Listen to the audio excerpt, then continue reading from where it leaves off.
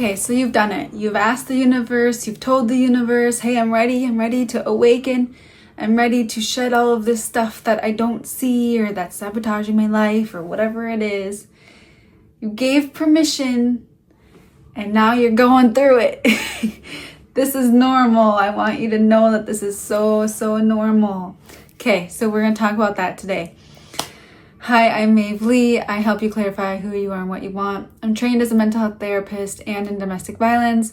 I think about systems and systematic abuse and institutional abuse and how societies are created. I love studying ancient traditions and healing practices from around the world. So we really have this holistic blend of ideas and experience and all of this that culminates into me helping you become who you need to be. And this really, because I've been doing this for so long, I can see through the surface patterns that are really kind of bullshit. And we can talk about the deeper ones that are the truths that are lasting, that are everlasting, just like your soul, the eternal soul, right? So how does the world really operate and who are you in the world? Those are the ultimate questions to ask. Who am I? And how do I operate? How do I have a successful life? How do I feel meaningful? How do I have purpose in the world? These are the questions that we ask as human beings, and they're good questions to ask. So my first caveat is don't get stuck in the spiritual or self-help loop of always needing to improve yourself. That in itself is a trauma response. It's not allowing yourself to just be joyful and happy now because you don't feel secure and safe to be that way. You weren't trained in your experience or through your programming to be or feel safe in ease, joy, and not doing things to make sure that you're surviving, okay?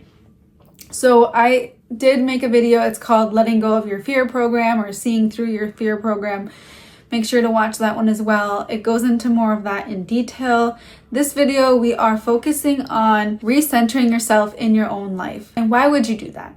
So when you recenter yourself in your own life, you start shedding all of the programs and the beliefs that are not actually yours, all of the agreements you've made through unconsciousness, while being unconscious about them and your behavior in the world and yourself. And now we get to start seeing, what do I really believe in? What do I really want to create in the world? And who am I? And those questions lead you to dropping into your being, coming back to this experience you're having as a soul in this physical body. And it's not about transcending our human experience and suffering. Actually, when we try to avoid our suffering is what creates suffering. And I know you've probably heard that from, mystics or Eastern traditions before, but it's so true. So when we try to say, but I don't want to feel this way, so I'm going to go for a bike ride. That may sound good if you're able to actually transmute and process while you're on the bike ride. But if you use it just as a way to avoid and categorize, psychology, we categorize and then put it away and tuck it away, and we hope it doesn't come up again.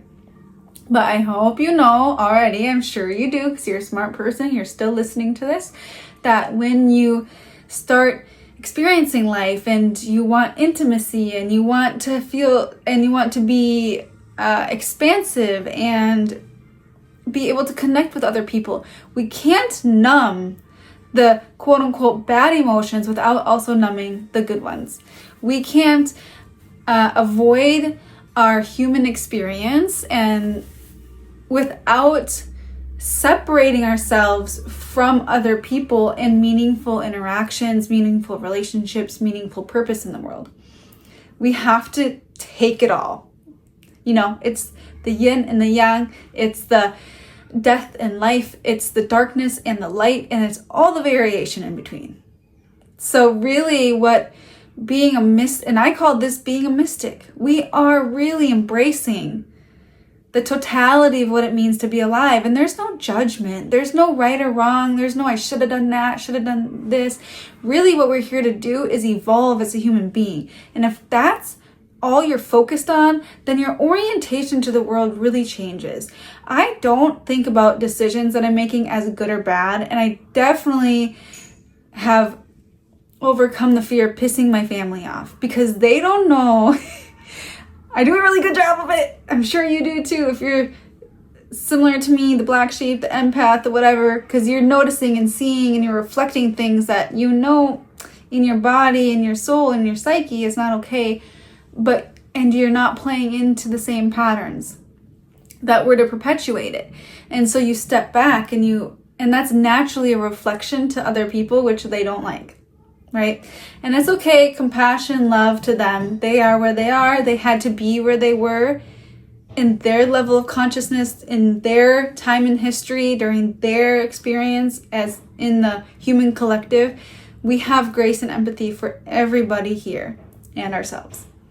So when I recentered myself in my own life is really when I started seeing the shifts, because spirituality, especially in the new age, what's online right now, all of this advice of can really actually lead us to further suppressing our true self or further separating ourselves from who we truly are. Because the high vibe, just stay high vibe, just stay positive. What that's doing is it's just teaching you again to suppress your actual natural emotion. It's to suppress and suppress and suppress.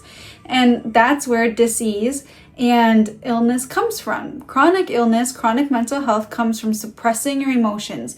Eventually your body will take over and it will provide you with the space. It will force you to deal with the disease that you're ignoring. Imbalance does not happen overnight. It happens from years and years of neglect to your body. And I'm going to help you flip this script. Your body is naturally designed and it is already oriented towards healing. You don't need to do anything but get out of the way. So when your body is exhibiting symptoms, instead of saying, oh, I need to get rid of this, I don't like it, ask your body, what are you trying to tell me? What am I missing here? Where is this symptom coming from? Within myself or within my environment? Because it's data. It's telling you where you need an adjustment. And we like to suppress that. We like to cut it off and pretend like it's not there. We like to play the victim to our illness. We like to say, well, I'm just a sick person. I've had chronic illness my whole life, or my whole family has had autoimmune issues, or, my lineage has had heart attacks. For men, it's often the heart and heart attacks. And then for women, it's often autoimmune issues because of our hormones. And so you can say all these stories. You can tell yourself all these stories. And that's what makes humanity interesting, right? Is we play out this human drama. And there's no judgment, but there is illuminating it. There is saying, oh, damn, I don't want to do this anymore. And then catching it in the moment. Why am I still playing the story out? Because I know it's not what I want anymore. I know it's not leading me anywhere good. And it doesn't help me feel good about myself, right? We want you to be empowered as an empath, not exhausted. These are some 3 surprising shifts that I experienced when I recentered in myself and reoriented towards myself and built my own identity from who I truly am, my own sovereignty, instead of how the world told me to be. I stopped unconsciously pretending to be confused. So I said this unconsciously because it is unconscious. We're like, oh, I'm so confused. And then I would go to a bunch of people being like, well, what should I do? What should I do? What should I do? Oh, I don't know. But really what you're battling with here isn't confusion. It's the fact that you don't want to be accountable for yourself, or you don't know how to be responsible for yourself and without fear and doubt and guilt, right? Maybe you want to maintain certain relationships or dynamics in your life, so you keep compromising who you are, but then that makes you confused because you're holding this conflict within you of, I really wanted to do this, but I couldn't because of this. I couldn't, meaning I chose not to because I didn't want to lose this thing over here in order to have what I truly desired. You compromised. That creates confusion. It creates a conflict within, and now you feel confused. And then the body starts giving you symptoms because we're repressing, we're pretending, we're performing. I just did a video on this as well. So when I became more confident and being willing to stand on my square, this is what my husband said, you gotta be willing to stand on your laurels about who you are and what you want. Then the confusion kind of goes away. You're willing to lose the things that because you're just like, it's not worth it anymore. I have to choose myself. And I always say, if you can do this before the crisis hit, And, you know, in tarot, there's always the tower moment. If you can make your decision for yourself, for your own best interest before the tower moment forces you to, then you won't experience the tower moment. Yeah? Because you won't be having all that drama happening around the tower moment because you acted on your behalf ahead of it. This also has to do with setting your boundaries without feeling guilty, without feeling ashamed or scared about the other person.